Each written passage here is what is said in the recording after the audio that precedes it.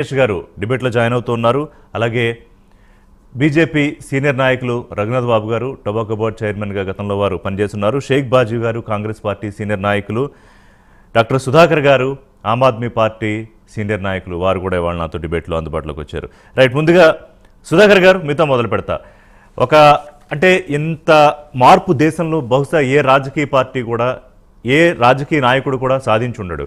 అంటే ఎక్కడో ఓ మూల అన్నా హజారే అవినీతి వ్యతిరేక ఉద్యమంలో ఒక పక్కన ఒక మూల నించున్న ఒక వ్యక్తి, ఎక్కడో జనాల్లో కూర్చున్న ఒక వ్యక్తి ఇవాళ ఒక టైంలో దేశ ప్రధాని మోదీనే ఢీ అంటే ఢీ అని దేశ రాజకీయాల్లో గొప్ప పెనుమార్పు కారణమయ్యి ఈ రోజున తిరిగి అధికారంలోకి రావాలనుకుని మధ్యలో అవినీతి ఆరోపణలు, లేకపోతే జైలుకు వెళ్ళి రావడాలు, సీనియర్ నాయకుల ఓటములు, ఏమనిపిస్తోంది ఒక్కసారి ఈ 10 ఏళ్ళు 12 ఏళ్ళు వెనక్కి చూసుకుని ఇవాళ ఫలితం తీసుకోగలుగుతున్నారు సుధాకర్ గారు?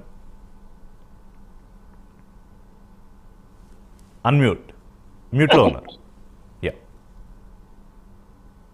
ఒకే మాటలు చెప్పాలంటే మన దగ్గర చెప్తారు.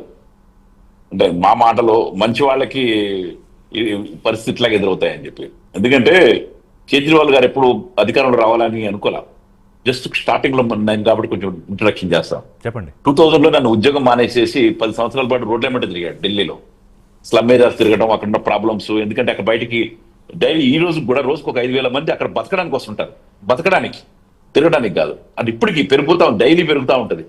సో అటువంటివన్నీ చూశాడు. స్లమ్ ఏరియాలు చాలా ఉన్నాయి, బతకడానికి వస్తుంటారు. దొంగలు గింగలు వాళ్ళు రకరకాలన్నీ. అందుకనే క్రైమ్ కూడా ఎక్కువ ఉంటుంది అక్కడ. సో ఇవన్నీ చూసిన తర్వాత ఆయన మార్పు తీసుకురావాలనుకున్నప్పుడు అనుకోకుండా ఈ ఉద్యమం ఒకటి రావడం, మనకి అన్నా హజారే మూవ్మెంట్ ఒకటి రావడం, తర్వాత నిర్భయ కేసు రావడం, దాంట్లో కొంచెం పరిస్థితులు సానుకూలించి జనలోక్పాల్ పిలుపెడదాం అనుకున్నప్పుడు ఛాలెంజ్ చేశారు అందరూ. మీరు రాజకీయాలకు రండి తెలుస్తుంటే then he entered into politics. Otherwise ఇప్పుడు కూడా మాది పార్టీ రాజకీయ పార్టీగా పరిమితి చెందలేదు. ఇంకా ఒక కన్వీనరు, ఒక సిస్టమే తప్ప మాకు అన్ని బ్రాండ్స్ లేవు. యూత్ వింగ్, మహిళలు గీళలని లేవు మాకు. జస్ట్ ఒకటే మెంబర్షిప్, అది కూడా ఆన్లైన్ మెంబర్షిప్ ఉంటుంది మాది. ఆన్లైన్ అన్ని ఆన్లైన్ ఉంటాయి. అంత ఈ సిస్టమ్, పార్టీ సిస్టమ్ లేదు ఇప్పటికి కూడా. ఎందుకంటే పదవుల కోసం రాలేదు. ఇప్పుడు నేను ఇంతకుముందు కమ్యూనిస్ట్ పార్టీలో 48 సంవత్సరాలు కూడా ఏ పదవుల కోసం నేను పనిచేయాలా, అదే పద్ధతి ఉంది కాబట్టి దీనికి వచ్చాను మేము. కేజ్రీవాల్ కూడా అదే పదవుల కోసం ఉన్నది కాదు. కాబట్టి ఇప్పుడు పదవులు గెలిచినంత మాత్రం, ఓడిపోయినంత మాత్రం కాదు.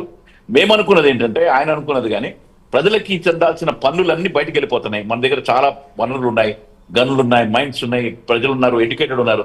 కానీ ప్రజలకు అందట్లేదు. ఇది ఇంప్లిమెంట్ చేయాలనే ఆయన విద్యా వైద్యం అన్నాడు. నిజానికి ఎడ్యుకేషన్ మీద డబ్బులు పెడితే ఓట్లు రావు, ఇమ్మీడియట్గా ఏం రావు. ఎప్పుడుకో వస్తాయో రావు తెలియదు అది. అలాగే హెల్త్ కూడా ఇమ్మీడియట్గా ఏం రావు అన్ని. బట్ ఏంటంటే అభివృద్ధి పనికొస్తుంది కాబట్టి దాని మీద కాన్సన్ట్రేట్ చేశాడు.